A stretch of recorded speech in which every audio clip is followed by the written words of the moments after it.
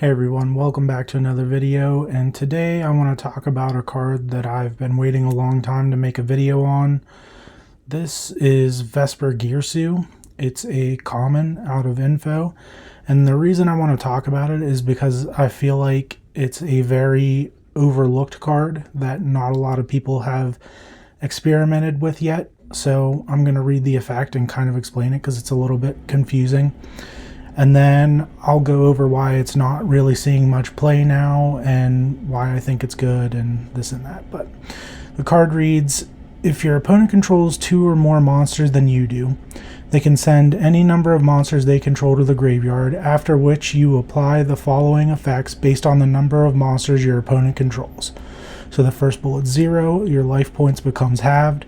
The second bullet's 1, your opponent gains 2,000 life points. The third bullet's 2, banish all cards in your opponent's hand face up until the end phase. And then 3 plus monsters, your opponent cannot activate effects this turn. You can only activate 1 Vesper Girsu per turn. So that text is a little bit confusing, but let's just say your opponent has a board of 5 monsters. How this would work is you would activate this card into it, and then if they sent all of them to the graveyard, your life points would become halved, but now your opponent has a completely and totally open board. If they would keep one of those monsters, they would gain 2,000 life points, but now you've just cleared their board. So even though they benefited with 2,000 life points, they still only have 1 monster left for you to go through. And then if they leave 2 monsters up, you can banish all the cards in their hand face up until the end of the turn, so you don't have to deal with any hand traps.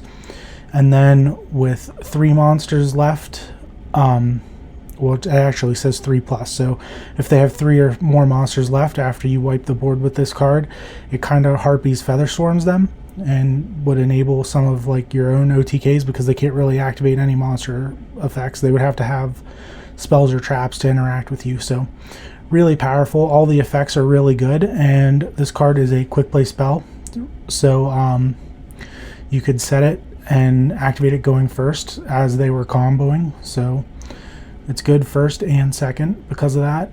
And yeah, I think this is a really good card that is probably sitting on a lot of people's bulk right now, overlooked, and I think it was recently released in Master Duel 2 as a super rare, so not that difficult to get or craft if you wanted to. And it's just a solid card in my opinion. I just don't think anyone really has been playing it, because against Snake Eyes, if you would go to interrupt them with this card at a point where they had Flamberge, they're just going to get cards back anyway. And then against the Yubel boards, even if they leave 1 monster, it's like you still have to have a card to deal with the Nightmare Pain.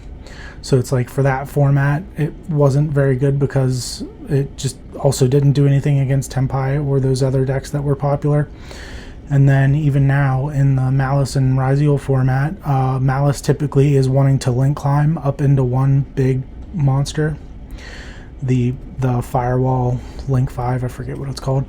And then against Raziel, they really only have 2 guys, so you basically can never get the last bullet effect. And then if they do leave 2, it only gets rid of their hand traps. You still have to deal with their board, and their board's very good. And you know, if they keep 1, they still would keep not Duo Drive, the other one, I forget its name, but the one that pops stuff.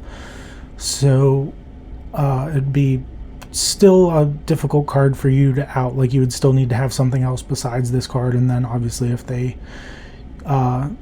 go down to 0, you're probably going to kill them unless they have a handful of hand traps to stop you, and then they can reestablish. So it hasn't been good in recent formats, but mark my words, sooner or later this card is going to have its day in the sun, because you know, it's really quite good. And I tested it at my own locals because the decks that were being played at my locals allowed it, and this card was really, really good.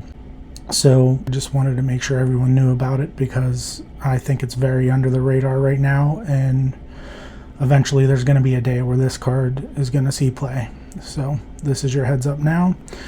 And if you enjoyed the video, just remember to subscribe and follow me on Twitch. My link is in my profile somewhere. And I'm getting ready to go through my cards and take all the stuff I want to keep and put it in a binder, and then The rest I'm going to upload to TCG Player, so I'm probably going to start advertising a TCG Player account here soon, so be on the lookout for that. But thanks for watching, guys. I'll catch you guys next time.